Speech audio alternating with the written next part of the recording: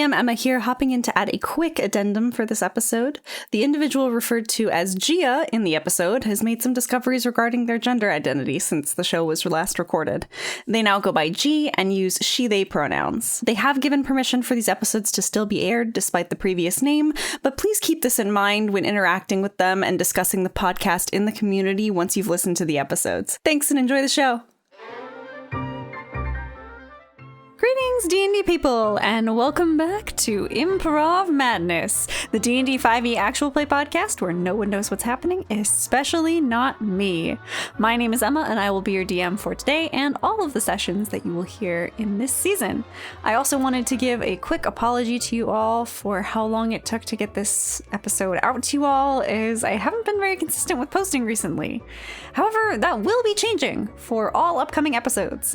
The final 2 episodes of this season will be releasing weekly with a special announcement at the end of the season regarding possible future seasons.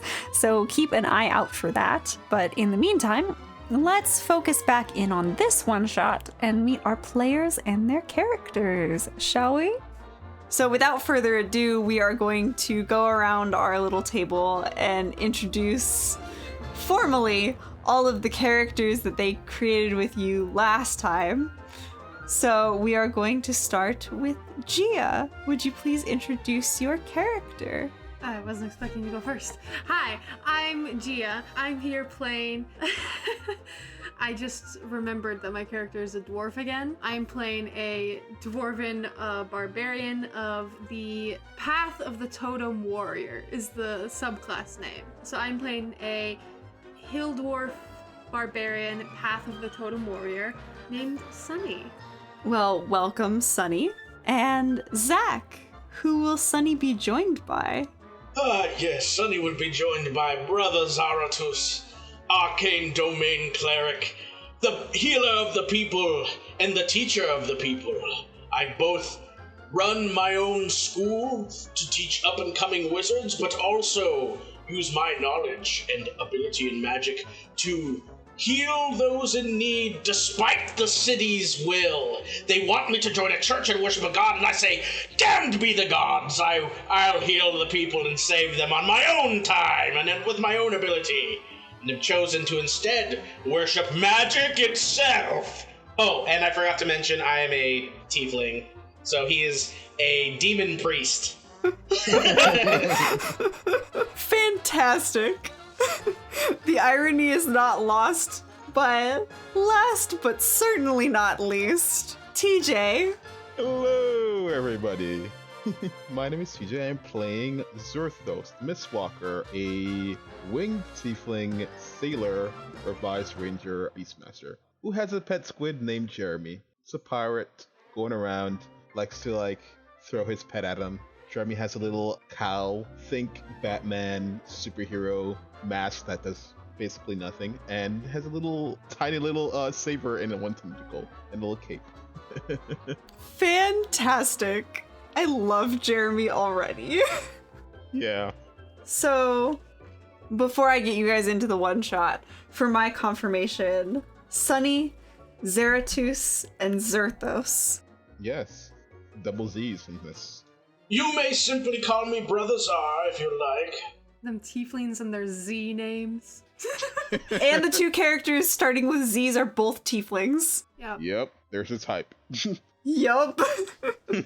I'm here playing another hot dwarf. Yup. Nephew, it's so good to see you again. TJ?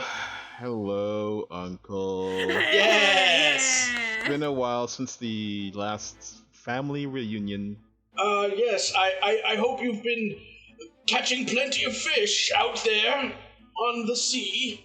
Well, if fish stands for loose gold, that might come my way, sure. Oh, good. Steal from those crusty aristocrats. Yes. Good. I'm into this. I'm more of an equal opportunity privateer. Take from the rich, give to me, spare a little for the poor. The only people with boats on the ocean are people like you and rich fucks. Steal from them. Steal from all of them. Now, will you still be bringing your potato salad to the next one. I know it was kind of funky. It got left in the sun for a while. It caused a little bit of food sickness. I've concocted a new recipe. This time, extra mustard powder! Oh no. Mustard powder. And as you cringe at the idea of eating potato salad with extra mustard powder, you guys make your way on your travels from the small town that you had started out in and were creating various shenanigans in to the city of Grimkeep, a local mountain town built of sturdy stone and very hardy folks who make their trades in hard labor because farming is virtually impossible in this terrain. There is not a grassy hill in sight as you make your way through the city gates and into the large, mainly constructed of stone dwellings. You were called here by a local guild of sorts called the Crimson Dagger and asked to meet them at the local tavern called the Winds of Winter for a job worth, from what they described, hundreds of gold for each of you. And that's all you know as you enter the city. Tell me, Uncle, how did you find about this job? Yes, well, you know, I'm always looking for people in need. It's not about the gold, it's about the principle. It's about helping people. And if I get some spare coin. Oh, it's about the gold. Hold up! Did you not see me down here? Oh, shit. Oh. I always forget you're there. The dwarf looks up and sees Zerthos, who is a faded salmon skin-colored tiefling with ornately, rolled horns, and he has a grizzly white beard that's braided on the sides with, jeweled and stuff. Pointy tiefling ears, of course, and a whip tail. He doesn't wear, priest robes. He wears, a leather duster over what used to be, a vestment, but it has been, the sigil of the god that he used to worship was just ripped off, so it's just sort of tattered and sewn back together.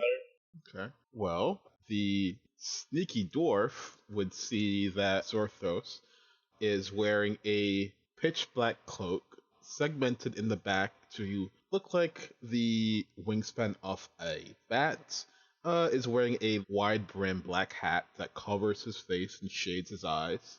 Underneath that, you would see he is cooler toned than his uncle, so I'm thinking blue, chartreuse blue, has longer fangs than his uncle, making him seem a little more sinister. Underneath the cloak, he has a billowy pirate's blouse, really. Kind of those fancy pirate blouses. He holds himself in esteem, and he's got some tight leather pants every now and then squeaks, especially when he bends down and it's quite shiny. So he either spent a lot of money buying these, or he oils them very regularly. The leather pants. Yeah. And you get a studded buckle that says Yar on it. With a skull and crossbones. Beautiful. But last but not least, on Zerthos' shoulder sits Jeremy. This little squid has two little large eyes. It's this orangey squid, looks like a cheaply constructed mask, let's face it. Almost like he cut it himself with some scissors. It's a very handy squid. Around it has a cowl over his triangle-shaped head. I almost forgot how squid heads are shaped. And in one tentacle, he holds a little mini saber. In the other, a little pitchfork, or I guess trident, which is very mini-sized. A little bit bigger than a dinner serving fork. Fantastic. I'll go ahead and say the not at all sneaky dwarf, the dwarf who was just walking and you guys didn't bother to look down. Tan skin, shorts shaved on the sides, ashy blonde hair that's long on the top that she has kind of swept over to one side, kind of covering one eye, dressed in scrapped together leather armor. The leather bodice part is just tits out. Zar's just yes. She knows what she's about. She fully pulls a pipe out of the chest piece of her, out of her cleavage. It just spins in there and just lights it up. Boys, we came here to make a little bit of gold. Not shit on me. Yes, nephew, that's just rude. She is a lady. I'm a lady. Yes, but whatever she's smoking is vile. What is that? That's pipeweed. I blow it right up. I use my cape and blow it all the way into Uncle's direction. Now, if you're done smoking, can you tell me how you found out about this? Sonny found it, and I simply said, I love to help people and make money, so, yeah. Now, Sonny, I know you have a weakness for the, let's say, combustible things in life, often found in your pipe. Was this some drug den deal gone right, or another one of your, gentleman callers? Oh, it's a bribe gone right, darling. You see, I had a friend back in the city before I was caught, however, who informed me when placing a very generous bribe on my table that there was more money to be made if I ever wanted to get out of the city. And, well, you know, one thing led to another. They caught me and said that I was corrupt and awful, and oh, how dare I do these things to these poor people. And so, you know, I needed a way out of the city. I figured I'd follow up on a lead here. The Crimson Daggers, if that's what they're called. Promise good money. And I'm not above doing a bit of dirty work. Is any of the work you do ever clean, dear? No.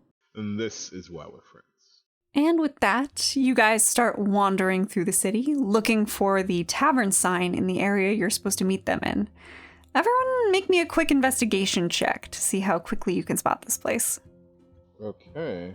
17! Alright. Nice. Good start. And I see that Zerthos rolled an 11. That's correct. I am simply too distracted by Sonny's blessed physique. I nudge him. Uncle, quit staring her tits. A gift of the gods. She is blessed indeed. You call yourself a holy man. I am a self-proclaimed holy man. That means it's up for interpretation. The woman is divine, indeed. That's what you said about your last lover, Uncle, and she almost took your kidney. Sonny is not my lover, so this is a very different situation. Mm-hmm. This is just a man acknowledging he has good taste. They do say the dwarves get really low. Gosh. Alright, well, I pat you on the hip and walk ahead. Czar clearly this, almost elderly man, probably elderly man. Sonny, did you roll your investigation check? No, let me do that. Oh god, I'm not good at investigation. That is, hold on. That is a nat 1 minus 1. So that is a 0. Oh no! Alright, looks like I'm the brains of the party tonight. I guess so, because Sonny, you're too distracted by the fact that you've been complimented again. As you should be, but it's always nice to hear it. So, Zerthos, you would be the only one to spot the snowy mountains that make up the sign above the wooden building. It's about 3 buildings down the street, but since it's getting closer to mid-morning now, a lot more people are starting to make their way out and about into the city. Alright, come on, let's go. Freezing my tail off. It's, 10:15 and I haven't had a drink yet. Do you want some? I take a flask off a thigh holster. I don't know where that's been. On her thigh, didn't you see? See, I got a special... I know a leather guy. Ooh. You do? He makes all kinds of things, so I had him make me a specialized holster right here on my leg. It's where I keep the flask. Now, is this the guy on Baker Street? No, it's the one on Wesley. You have your own leather guy. Yeah, look at these pants. You think yours are not custom? Wait a minute. Do we all have the same leather guy? Mine said he manages a branch, but he's primarily works out of Wesley. What is he? Is he a short, balding fellow? He's the gold tooth. Yes. Do we have the same leather guy? He tried to recruit me into his MLM, and I told him I'm too old for that nowadays. I feel like Red's spiky, shocking hair that always stands straight up. He has to put something in it for that. Yeah. And as you're shouting about this strange guy that is all of your leather guy, you walk into the tavern and draw quite a bit of attention right off the bat as you talk about this strange person. And the 4 or 5 people that are in there, which are a combination of laborers who are there for like a porridge and an ale before they head off to work, and the very clearly like heavy like day drinkers that hold down the same bar stool 24/7 is kind of the crowd that you're joining. Barflies, I'm home. And everyone just kind of looks up and just goes, hi, and then goes back to their meals. So charismatic. Oh, you don't know the half of it, my dear. And as you say that, a half-orc woman in like her 30s, hair pulled back in a very tight bun, as she's like cleaning down the bar, kind of looks up at you and goes, what can I get you all? Anything? Good morning to you too, Elise. I'll have a, start off with a nice honey mead. Honey maid, alrighty. I would like an apple teeny light on the teeny, please. Fantastic. And she kind of like raises an eyebrow, looks Zerthos over really quick and just kind of shrugs, and then looks over at Sunny. And for you, ma'am? Could I have just whatever the special is for breakfast, and then just put a whole bottle of wine down as just a side? Just a nice wine. Alright, are you looking for red or white? I'll take a red. Alright. Well, our breakfast special is a good solid ginger beer. Great way to start the day.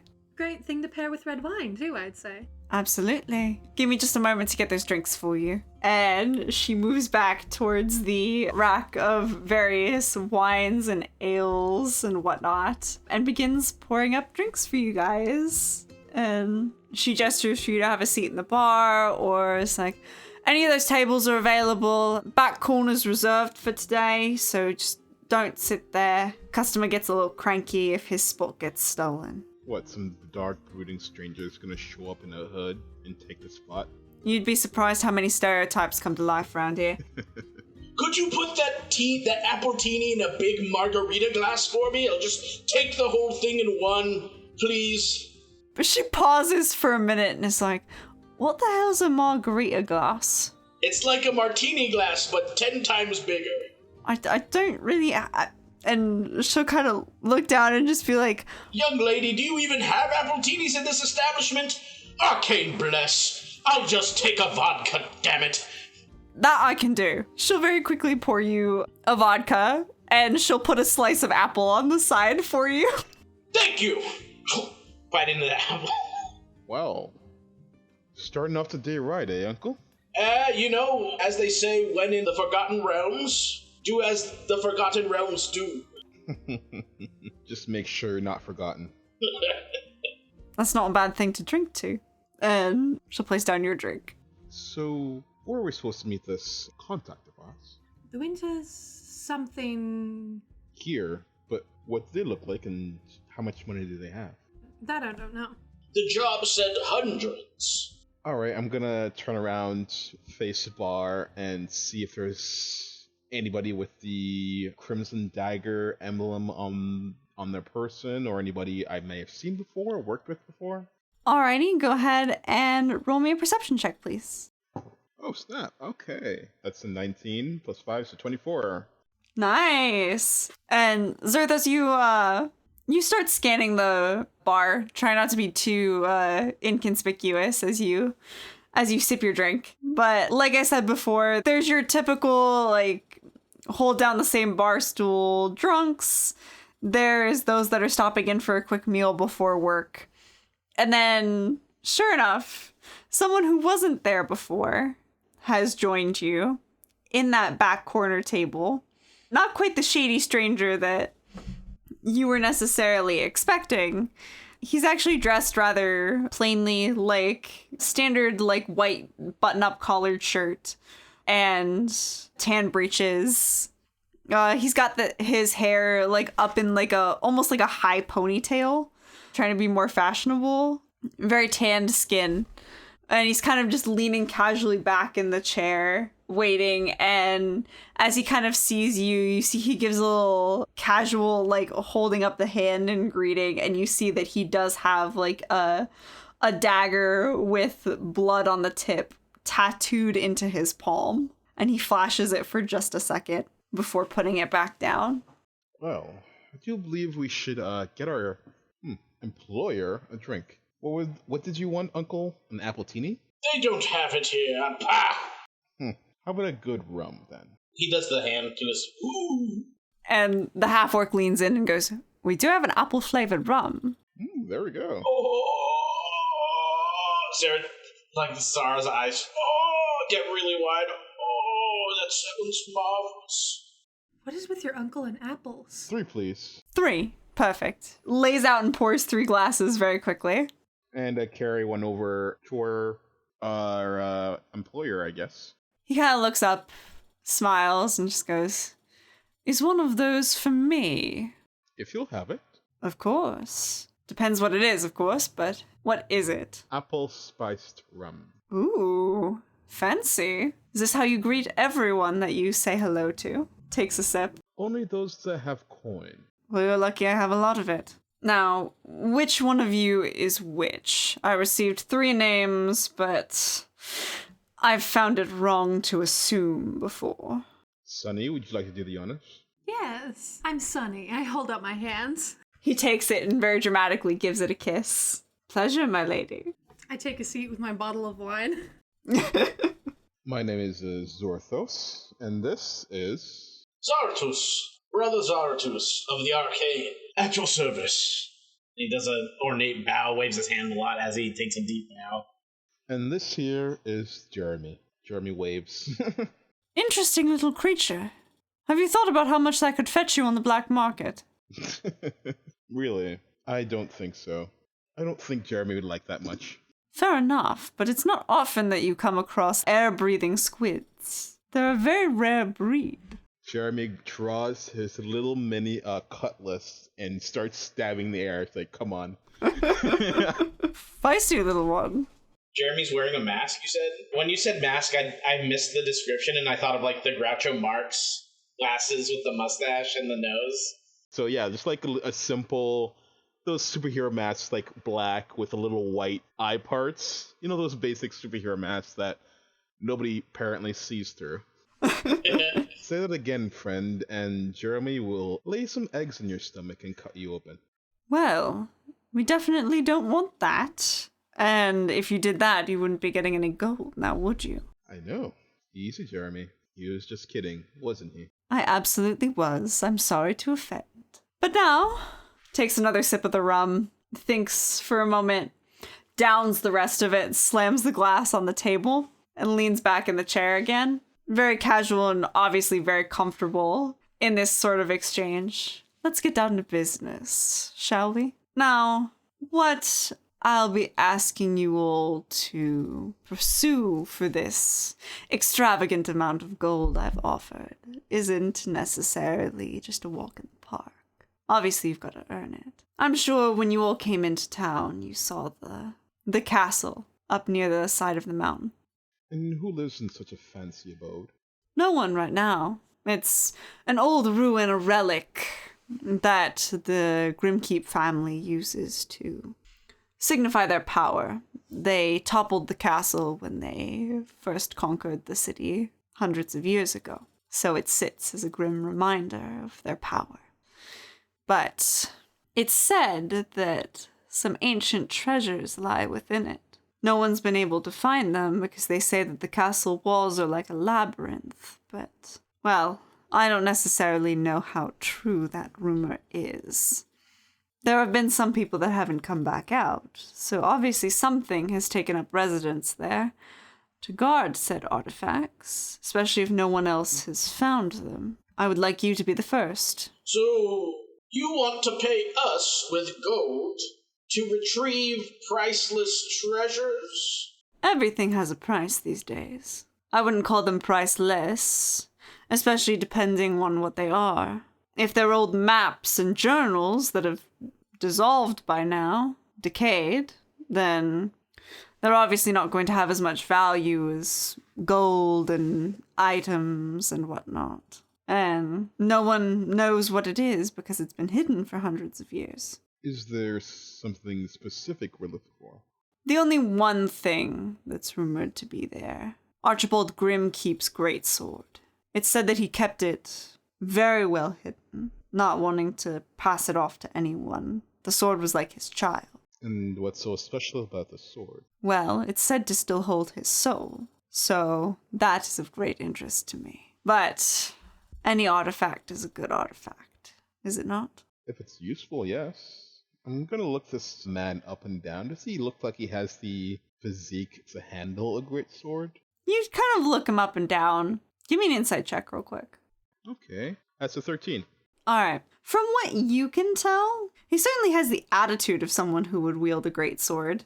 So he's compensating for something. Mm-hmm. But when you look at him, you're a little skeptical of his ability to necessarily wield one, as what muscle... You can see that he clearly does have some sort of muscle, but it looks like it's all lean muscle, not so much something that would be able to handle a heavy weapon for long periods of time. He could definitely handle himself in a fight, but not necessarily in the way that you would expect of someone wielding a large sword and swinging it everywhere. Usually people of his stature are more cunning about things. With a build like mine. And is this sword for yourself? Actually, what is your name, kind sir? Please forgive me. Elijah. Sonny, can I pull you aside for a moment? Excuse us, please. We're going to get more drinks. Right. I'm empty. Let's go. And they walk up, and he leans in. I think we should take the greatsword for ourselves. Oh, I'm going to take that great sword. We're gonna grab what we can from that place. That guy clearly wants to do bad things with it, right? We should just sell it to the highest bidder. What if I want to use it a little bit? Oh, sure. That sounds fun. We could find a bad guy to kill. We can kill him with it. Yeah, sure. Bad guys. We're gonna be doing goods with the sword, of course. I'm sure we can find a way to justify your murders. They're not murders. They're just, tactical removals of certain individuals from my life. He pulls at his collar a little bit. Yes, tactical. Yes. Mm-hmm. Anyways, there's so many fun things I could do with the sword, with somebody's soul trapped inside of it. I think it'll be great fun. We've at least got this in line, right? And as they get to the counter, we're stealing the sword. We're taking the sword. We're absolutely, and any other artifacts we can get our hands on. If we can get away with turning in a few and then getting the gold from him and taking the rest of the artifacts for ourselves, that would be ideal. Oh yes. Another apple rum, please. You know what? I'll take one too. I'd like to try it. You have a weird thing with apples. And as the barkeep pours you more rum, Elijah will look at you, Zerthos, and say, well, now that we've got the introductions out of the way, and I've told you what I'm looking for, I hope I can trust you to do your jobs. Of course, our word is our bond, but gold speaks, bushel walks. That it does. And he puts a bag on the table. That's 250 gold right there to split between the three of you. That's half of what I plan to pay you. The rest you will get when you bring me that great sword. Now, what's to stop us from just taking the sword and leaving, never coming back to this horrid town? You could do that, but you should know that me and my friends would hunt you to the ends of the earth. That sword's mine. For a fucking sword. Why do you want the sword so much? Well, if I told you that, then you would want the sword. And I can't do that. Well, it's really not my sort of weapon. I prefer something a little more agile. To be honest, you don't look like you have the training to wield such a weapon. Fair enough. So perhaps you're not using this for yourself. Perhaps you're having us do your dirty work. Am I right? Perhaps. Or what you see is not as important as what you know. I know it's cryptic. You'll get it later. So, have we worked out the details now? Yes. 250 split between the three of us. Now, and the other half later, correct? That is correct. Oh, yes. Sounds perfectly fair. Can I insight this guy? Yes, you can. What are you trying to discern? I think I'm trying to figure out like what his intention. Like, does he have? I guess I don't want to be too generalized here. Does it seem like he has some kind of malicious intent with the soul that is purported to be inside the sword? Make an insight check for that. 15, it seems. With that, you kind of look at him as he's talking about this sword. You see that you don't necessarily see any like particularly malicious intent. When you look at him, whenever he talks about the sword, he gets this sort of desperate look in his eyes, like he needs with every fiber of his being to have this weapon. And you can't necessarily tell why, but he obviously has some sort of knowledge about it that is causing this desperation that he's not willing to share. Zara adjusts the short bow that's slung over his shoulder and gets ready to take another drink. All right, friend, seems good, but desperation looks bad on you. Maybe you should stop worrying about what looks good on others and worry about the holes in your own shirt, old man. Ooh, spicy lad. This whole interaction is very spicy. I like it a lot. Just like this rum. I may get myself some more of that then. I'll leave you to it. See you back here soon? Good day. See you soon, Elijah. Of course. And he gives like a quick nod to both of you and sort of gives a bow to Sunny and just goes, "My lady." And then takes the empty glass and walks back up to the bar, leaving you all to discuss things. You guys are heading out? Let us not waste any more time. Indeed. So you all step out of the tavern and head towards the very easily visible, the towering castle that was pointed out to you by Elijah as your target. As you approach, it definitely starts to look more and more dilapidated and more like a ruin than you honestly expected seeing it from a distance.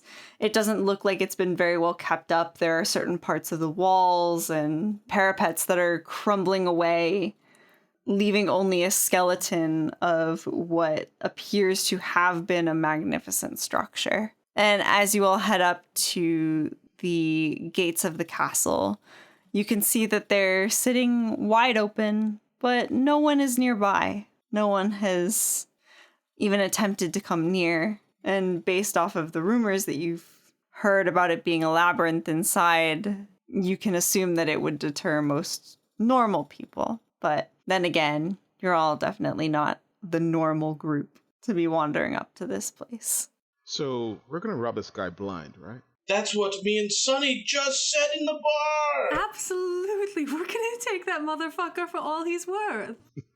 He can come after us with as much men as he wants. At least we'll have the sword.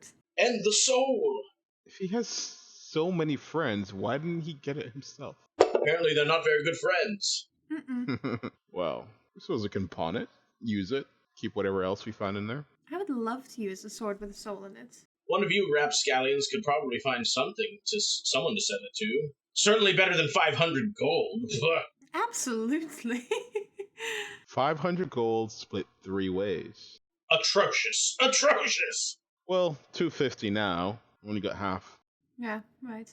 I'm going to take off the overcoat that I'm wearing. Just incredible biceps underneath. Just these tattooed, muscly ass arms underneath. Just so fucking ripped. Zark keeps his face forward, but glances with his eyes, and then he shivers, and he's like, "It's cold out here." But take off the overcoat, flex a bit, take out my lance and give it a little spin in my hand. All right. You all right there, brother? Oh, yeah, nope, it's just very cold out here. He says a prayer. Thank you, gods. Perhaps the blood is rusting somewhere else. Let's enter, shall we? Yes. And you all begin to make your way inside. You step up the stairs and into the stone structure. And unlike the typical entryway for castle that you would expect, you see that unlike the outside that gives off that typical ruined castle look, the inside looks more like a cave than it does a castle. As you step in, rather than a grand foyer greeting you, the walls smooth out into almost like a perfect circle at the mouth of this cavern. And as you sort of stare back, you see it split off in two directions. And you can immediately tell why you were told this place is a labyrinth, because it literally appears that you're walking into some sort of maze of caverns. Do I get the sense I have a feeling what kind of role this is going to be, but do I get the sense if this is actually the interior or if this is some sort of illusion? Go ahead and make me... I'll give you two options for this. You can roll an Arcana check to check for any sort of magic or illusion, or you can... Because as a dwarf, you should get... Are you talking about the stone cunning that dwarves have? Yes. So you can make me a history check. Both are bad, but I will do history because I get a little better. I'm considered proficient in history and add double my proficiency bonus to the check. So, ooh, that is a 17 plus 7. That's 24. Nice. So you think about it for a minute and you start to consider the idea that it might be an illusion. And then you walk up to the stone and you start to feel around, try and find the grooves and cracks and crevices within it. And it's strange because it looks like the stone looks like it's naturally formed, but you know for a fact that stone doesn't naturally form this smoothly in any shape.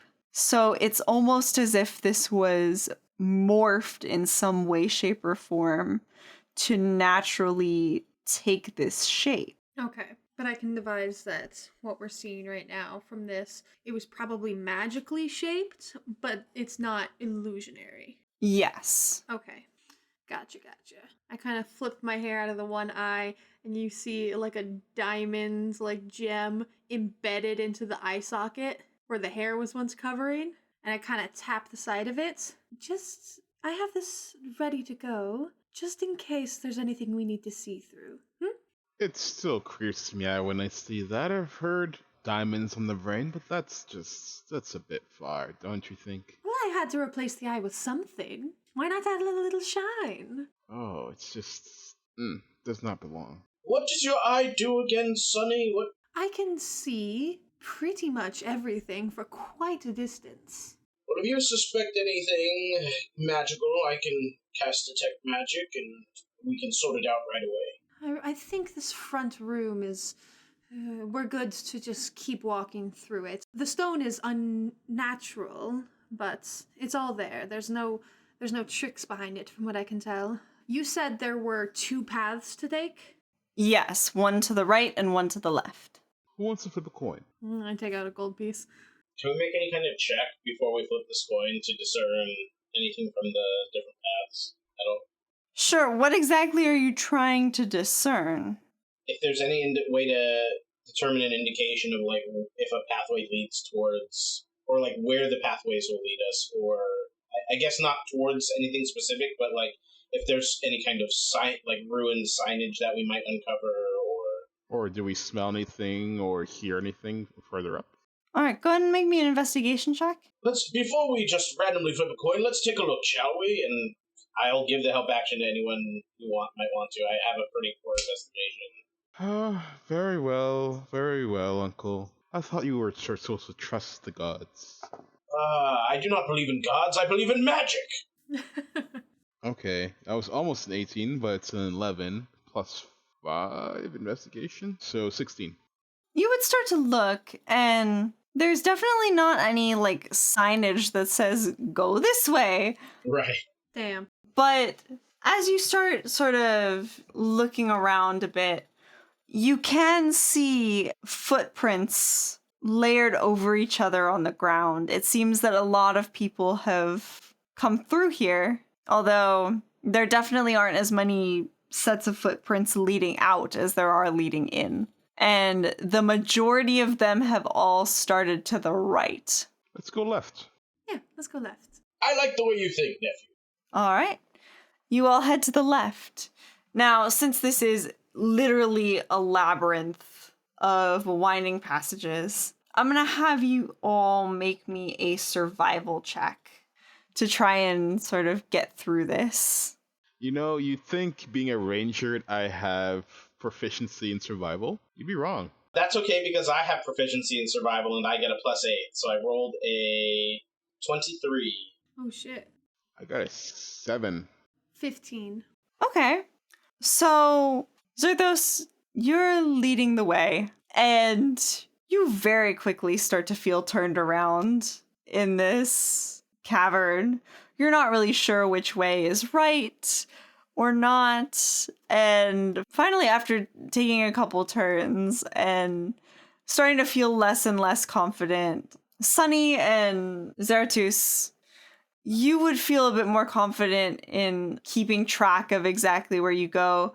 Zerthos, you start marking, like with little scratch marks as you go, just quick along the stone, and that starts helping you figure out like what turns you've taken already. And you kind of see your nephew starting to double back on himself, and you start taking the lead. And soon enough, you guys find yourselves in the center of this strange labyrinth and enter another stone room, this time with sort of like a domed ceiling and similar circular outside to the room. In the center sits a large, dark wooden desk.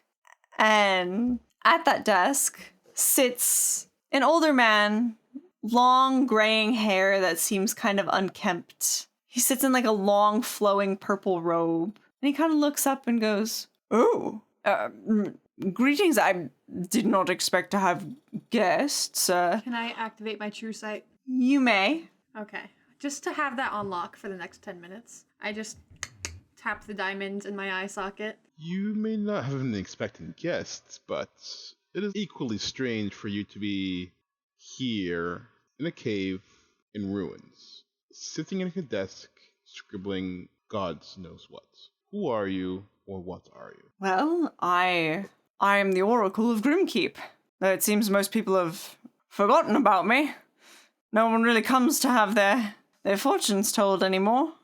Right, Grace. Have you seen a sword? A sword? Mm-hmm. Big thing. Exactly what sword are you looking for? There were quite a few left behind after the siege of the castle. I'm talking about the sword, darling. The one with the soul trapped in it. Now what nonsense have you heard that came from? Some buffoon in a red hood paid us some gold to find a sword with a soul. Well, you're definitely not going to find it here. And why is that, Oracle? The sword that you seek has been soaked in fire and blood many times over. Naturally, it would seek what it has been soaked in, and thus has found it. In order to find it, you must seek the fire and blood of yourself. You do see who we are. I gesture to my uncle. Fire and blood is where we come from. Or at least our ancestors. Indeed. Indeed. So it's in hell? Are you suggesting it's in hell?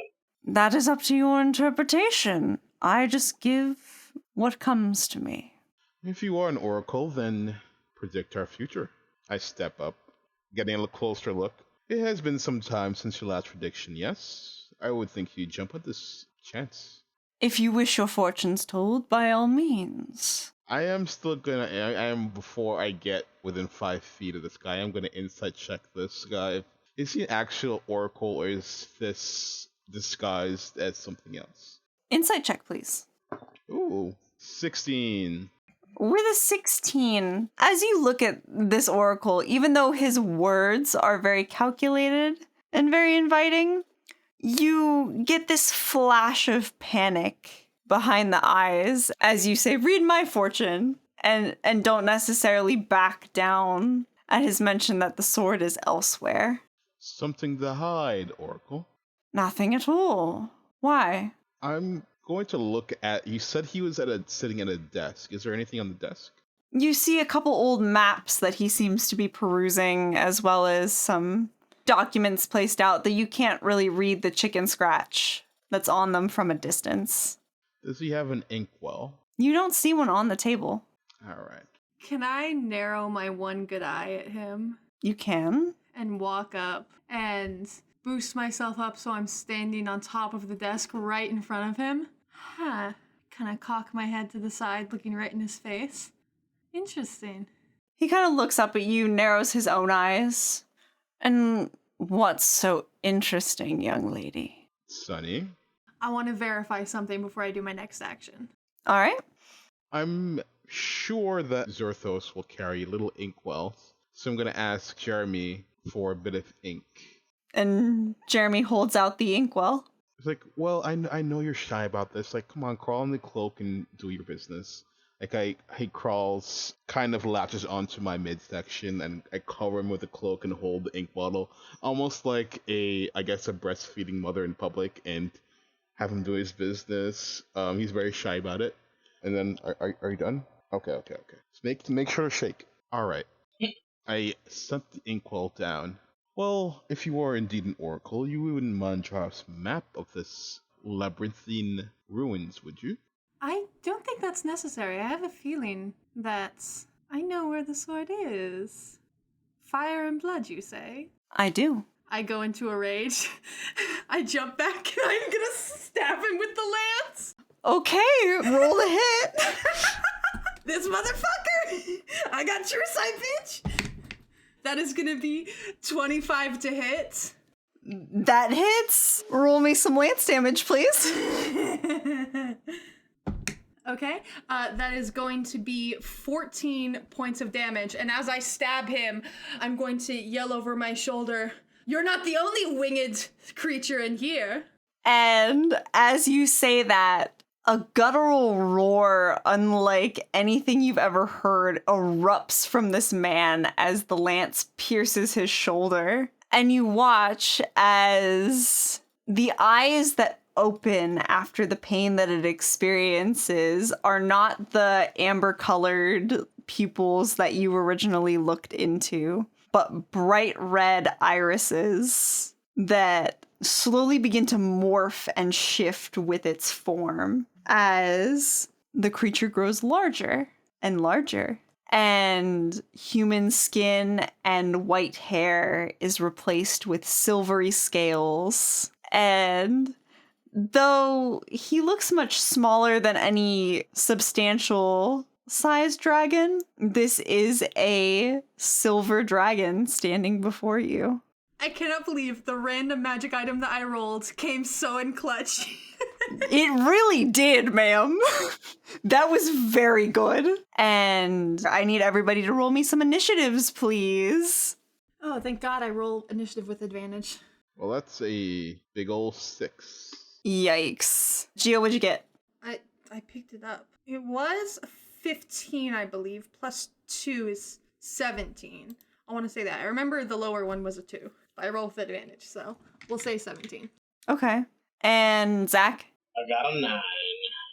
Nice. Sunny, what's your dex?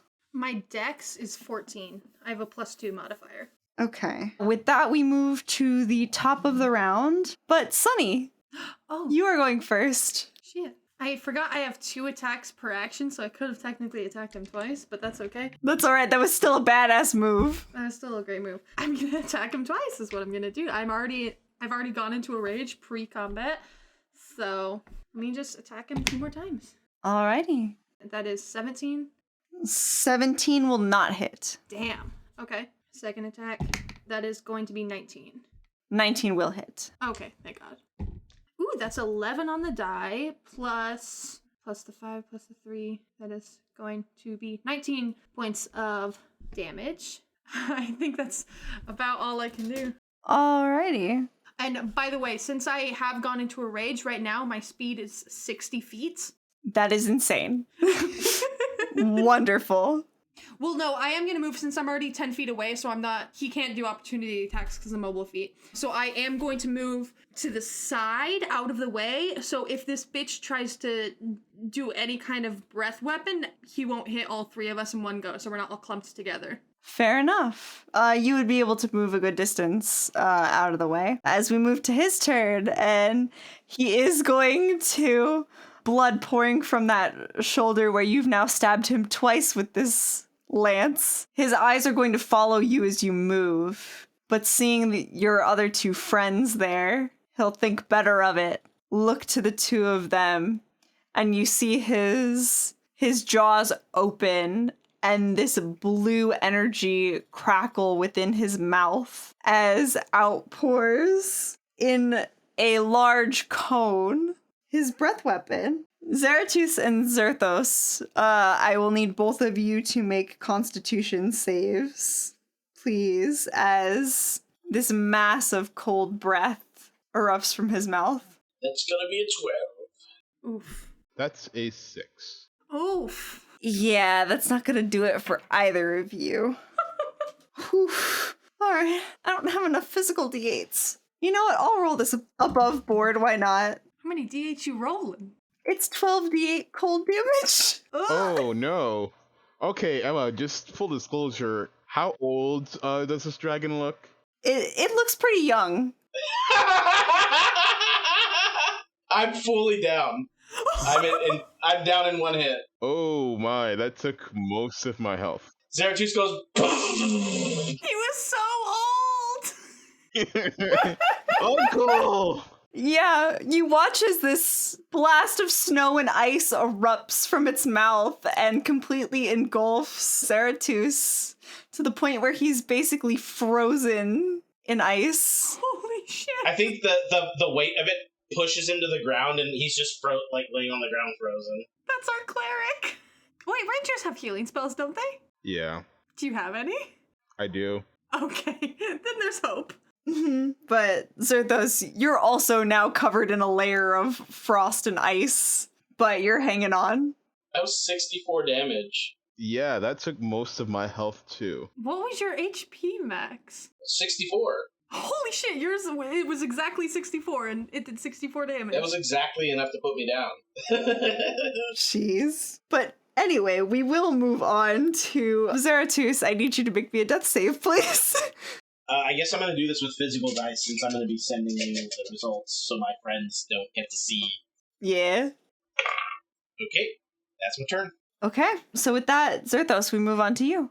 So for frame of reference, how far away are we from this big, scaly silver dragon? I would say you're about... Would you be standing in the entrance to the sort of circular room, or you approached him? Yeah, I did. I would say you're about 15 feet from him. Zeratus was probably another 10 feet back from you. Oh, okay. I'm gonna have to light my ass with my 7 hit points. I don't know what you guys are talking about. 64 isn't even half of mine. I'll remember that next time you need healing. I see my uncle drop and looks almost frozen on the ground. I'm going to run over, which you said is, 15 feet behind me? 10 feet, but yes. It's fine. Run over and say, remember, Uncle, you taught me, you're not dead until you're warm and dead, not cold and dead. And I'm going to look to Jeremy, place him on the ground, and say, Jeremy, do your thing. And Jeremy lifts his tentacles up, almost flexing them, and says, I am Jeremy, and grows 10-20 times in size and becomes this giant healing spirit, and then just farts ink in the air that kind of lingers in the air. This ink then seeps into your unconscious body, breathes this ink in, and you start to jolt it awake, almost like smelling salts. And you open your eyes. I gotta roll for this. But Uncle is back up. That is my bonus action. Oh, is Sunny okay? Oh, there she is. Again, she almost got you killed, and not for the first time, old man. But look at her physique. It's glorious. So fucking ripped. So everybody within a 5-foot cube of Jeremy here is gonna get 1d6 plus whatever my spellcasting modifier is. I don't know what that is. You would calculate it based on its 8 plus your proficiency bonus plus whatever your spellcasting modifier is. So for rangers, I believe it's wisdom that drives your spellcasting. Okay, I have a 1, 12 wisdom, so 1. So it's 8 plus proficiency bonus plus 1. Okay, so 13. So 13 plus 4, that is 17 HP back that we both get as long as we stay within Jeremy's range. So it's not healing, it's just like it's like HP. No, it's healing. So 17 HP back. And it lasts for 1 minute. So if you stay here, you're going to get healed a return. Okay. That was my bonus action. I'm going to unstring my longbow and fire out 15 to hit. 15 does not hit. So the arrow, you watch as it kind of whizzes past as he sort of ducks last minute. Okay, then I have 2 attacks, so 21 to hit. 21 does hit. So go ahead and roll damage on that one. Alright. That is 12 piercing as my arrow flies through and lands in its shoulder between its chest and wing. And it grunts in pain as that arrow sinks in. Sonny, what the fuck? Yeah! You could have just warned us. You almost got us both killed. Go get him, girl! Kill his ass, yes! I will! I'm gonna kill his ass! Don't cheer. She almost got you killed. What a way to go! And with that, we're back at the top of the round. Sunny, you are up, ma'am. Fuck it, I'm gonna make this first one a reckless attack. Okay. You know what that advantage gives me? Uh-oh. The crits. Did you roll a nat 20? I rolled a nat 20. Oh my god. She crit. I crit on this bitch. Okay, 2d12. Do it one at a time. 1, 2. God, this purple die always does me right. It just rolled me a 10. It's getting me those double digits. 17 plus 8, 25. Piercing damage with the first attack. Second attack.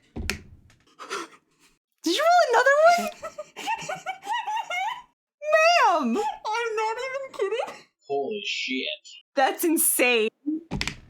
Okay, so that is going to be... That's another 23 points of damage. Jesus Christ. Okay. How is Sunny going crazy and dealing these 2 nat 20 blows? He's not dead yet, but... Okay, I thought that's what you were saying. I was about to say, holy shit. He's looking fairly hurt, but I need you to describe this epic moment of chaos for me. Oh my god, I cannot believe that just happened.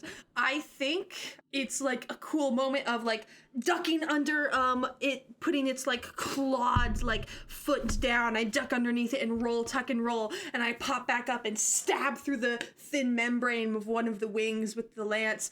And then as it kind of reflexively moves its wing, kind of whips it away against the pain, I roll out of the way with the second one, and then kind of reach underneath it and kind of right as its chest get stab the lance deep right underneath one of the scales where I can see a bit of skin showing through, and as I yank it out, just blood all over my face. Yes, and as you bask in the glory of this insanity and the damage you've done to him, because he's looking fairly hurt now, as he roars out in pain, he kind of looks down at you and will go ahead and duck his head under like his torso to get to you so he can sink his teeth into you. Come at me, bitch. That is a 15 to hit. That misses. Yeah, that's not gonna do it. He can't quite stretch his neck out enough and misses you, but he is still gonna go ahead and swing out at you with his claws. Why is it when I play dwarves, they're such gods? Maybe the universe is trying to tell you something. Maybe I gotta play a dwarf next time, guys. Because they're short kings and queens, Gia. So that's a 17 on the first claw attack. That one does hit. Okay. And for the second one, that's gonna be 16. Wow, he's not rolling well today. My AC is 16, so he just hits. Okay. So for that first strike, he's gonna rake his claws across your back. Oh my god. 4. Apparently he can roll really well on damage, but not to hit. I just rolled 2 6s. I'm so sorry. So it's halved to 6. Well, hang on. He still gets an additional. So it's halved to 9, because that's 18. Yeah, it's 18 halved to 9 for that first strike. And 16 halved to 8 on that second strike. As his claws sink into your back not once but twice, just raked across. The 2 tieflings standing a distance away just see these angry red gashes appear on your friend's back. I just wipe some of his own blood off my face, look back at my 2 tiefling friends, and be like, "Did the creature just sneeze on me, or was I imagining that?" Oh, come on, son. That's not the first time you had claw marks on your back. Yeah! Zerthos is just like, oh my. You really thought that would have cooled you down. It's very hot in here suddenly. You're still covered in ice. Yeah. Yeah, with a bunch of ice still frozen in your beard. Zerthos, it is your turn. He wipes some sweat off of his head. Or, like, maybe he thinks it's sweat, but it's probably just melted ice chips or something. Oh my, okay. Focus, brother Zerthos, focus. And he pulls out the short bow, but instead of firing an arrow, the bowstring, like, begins to glow like a holy, swirling purple and yellow arcane light, and he, guiding bolt, at a 5th level, fires a guiding bolt at the dragon. I'm just gonna fucking blow it. Yeah, that's a spell attack, right? Yeah. 22, does it hit? Yes, that does. Roll me some damage, my friend. That is 7d6. 27. Nice. And the next attack has advantage on him. If he's not dead. I'm assuming he's not dead. He's not, but he's looking kind of rough as this bolt of arcane energy just slams into his torso, knocking him backwards a little bit. That one's for you, Sonny, and also my nephew. And he's just reeling now. You can see like he's starting to become short of breath as the dragon's trying to regain focus here. Zerthos, we move to you. What are you doing? Well, first off, the healing spirit goes off. That's 1 HP back for both of us since we're right next to it. And then, nice old 12 HP here. And then I'm going to point and cast Hunter's Mark and say in Draconic, where do you want it? And then I'm going to string my longbow once more and roll to hit. Ooh, 20. Was that a nat 20? Yes. Oh my gosh. So many crits tonight. We got his ass. 2d8 plus 1d6. Would it be 2d6? It would be 2d6 because that's your Hunter's Mark, right? Oh, right. You double the Hunter's Mark die as well, so it would be 2d6. Okay, so 24 damage as the arrow pierces into its neck, inches from its windpipe. I knock an arrow again. You're doing so good, nephew! Fire. 17 to hit. 17 just misses as it bounces off a scale and at just the right angle and doesn't pierce. And I sound out. I believe you said blood and fire. I did. This is what you wanted? Not quite, but it'll do. We can still stop. You can still walk away. Take your scaly ass out of here. Well, it seems like your friend looks down at Sunny. Had other ideas from the get-go. I didn't initiate this, you did. She did. I nearly died. You nearly killed my uncle here. Kill that stupid lizard, Sonny! Oh, I'm planning on it. Sonny, will you back off if it backs off? Only if it, since it seems to know the location of the sword, presents it. It sighs, kind of looks down at you. Give me a moment. And it steps away from you, sort of hobbling. If it's leaving the room, I'm gonna follow it. It doesn't necessarily leave the room, but you see it hobble over to the large desk in the center of the room, now covered in a sheet of ice from the breath weapon. And it sort of looks over its shoulder at you, gives a huff, and then you see it reach under the desk and fit 3 of its claws into what appear to be holes in the bottom of the desk and remove a false bottom out of the desk. puts it on the ground, and takes out this perfectly polished, gleaming longsword with a ruby red gem set into the pommel that seems to sort of have this smoke swirling within it. The weapon itself is made of fine steel, and the remainder of the pommel is wrapped in like a black leather. He holds out the sword to you, Sonny, and goes, "Be careful. The mention of fire and blood wasn't only a reference to its protector.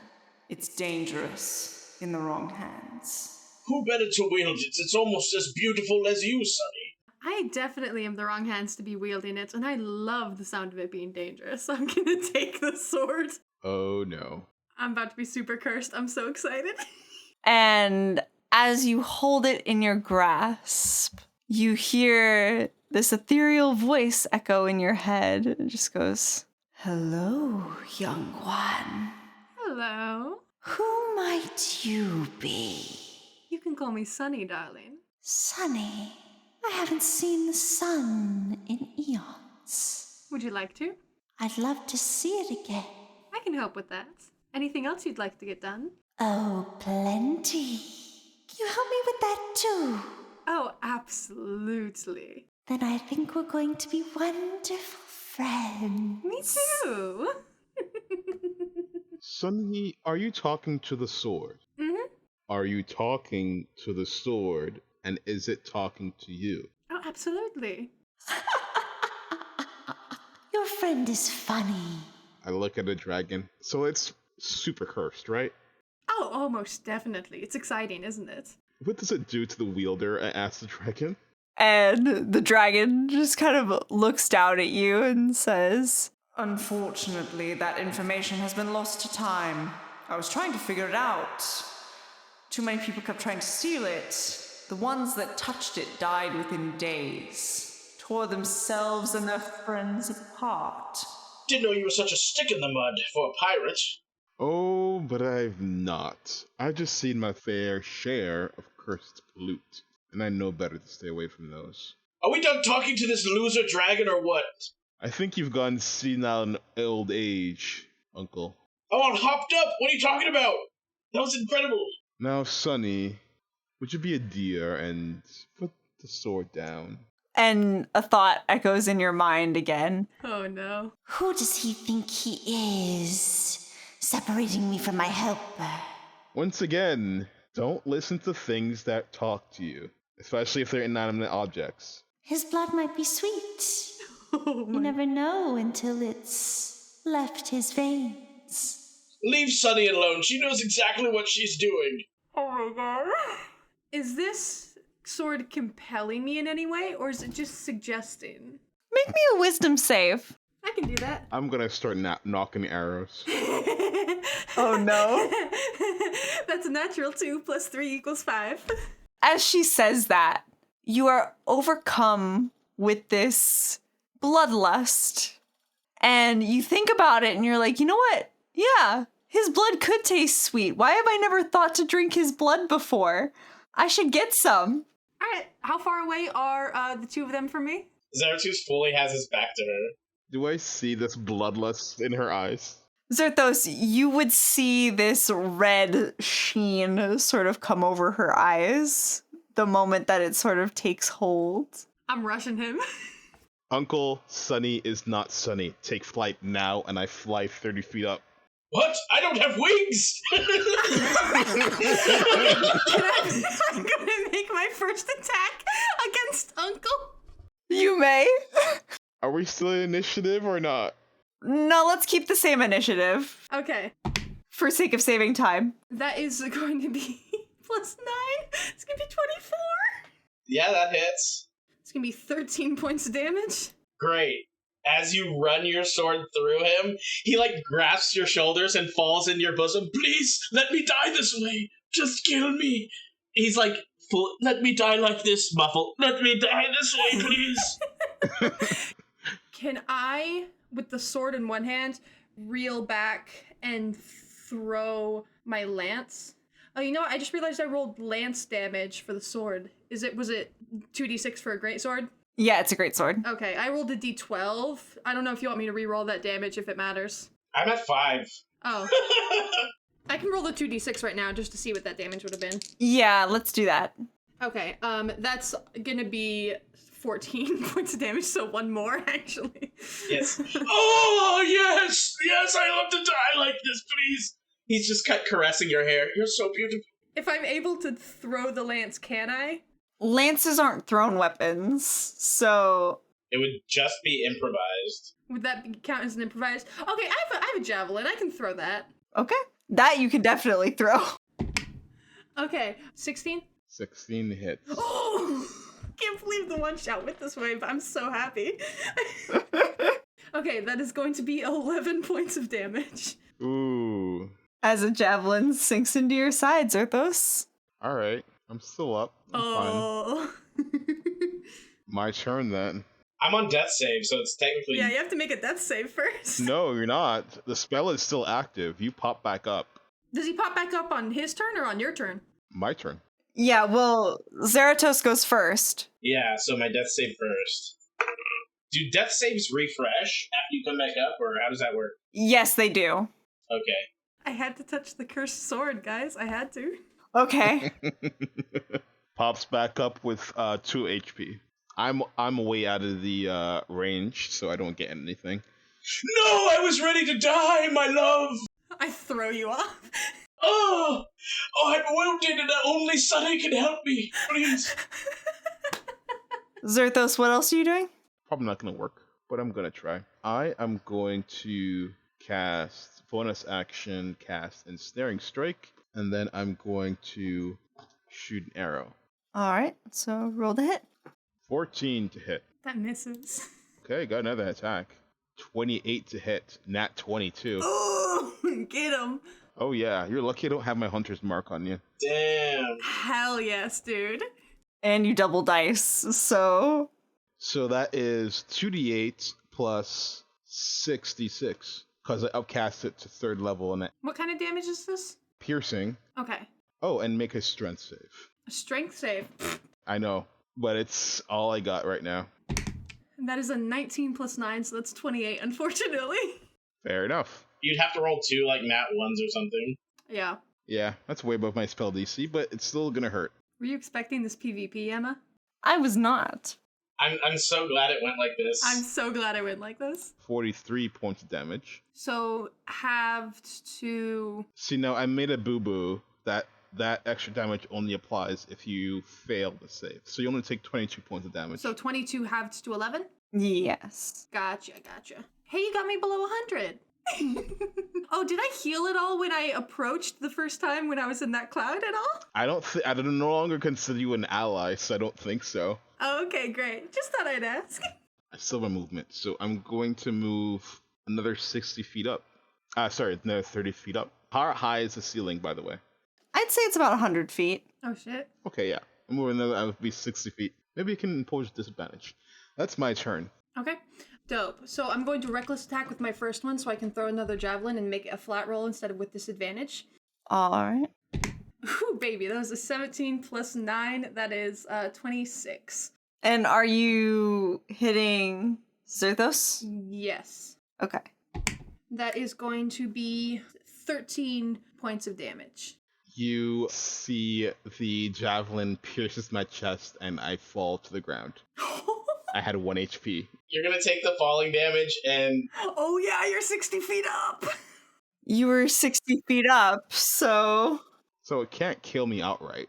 No, it can't, but that's 26 points of fall damage you would have taken. And it would be 1 failed death save automatically as you hit the ground. Anyways, with my second attack... Again, the dragon's just watching this happen. Yep. It's not doing anything. Nope. That is going to be 17 to hit. Yeah. I have leather armor. I was not given, like, anything but starting items, so... This is with the sword, so that's 2d6. 17 points of damage. I go back to dead. Shh. I'm gripping at your ankles. I hope you like considering me killing a whole family, Sonny. As uncle and nephew fall unconscious, and Sunny is overtaken by bloodlust and coats the floor in red from allies that she forgot she had.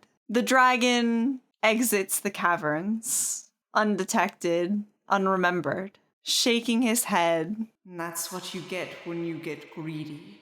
As he flies off into the mountains in search of a better home, not accosted by cursed weapons. I did want to just look down at the sword and just be like, nice. Do you have anything else that you think could be fun for us to do as I exit? So many things. There's a whole town for us to explore now. Oh, you're right. And with that, that's where we're going to leave it, ladies and gentlemen. Sorry I killed you guys, but I was having too much fun doing it. My bronze queen, please. All you see as she walks away is just phenomenal glutes. The end. Thank you all so much for listening. If you enjoyed this episode, please be sure to subscribe on your favorite podcast app to get notified when new episodes get posted. We also post updates on our social media regularly. We are Tabletop Tailspinners, all one word and lowercase, on most social media platforms. Feel free to find us on your favorite app or use our link tree in the description for a direct link to any of those platforms. Thanks again for listening, everyone, and we will see you next week to make a whole new set of characters. Bye! Bye-bye. Bye-bye.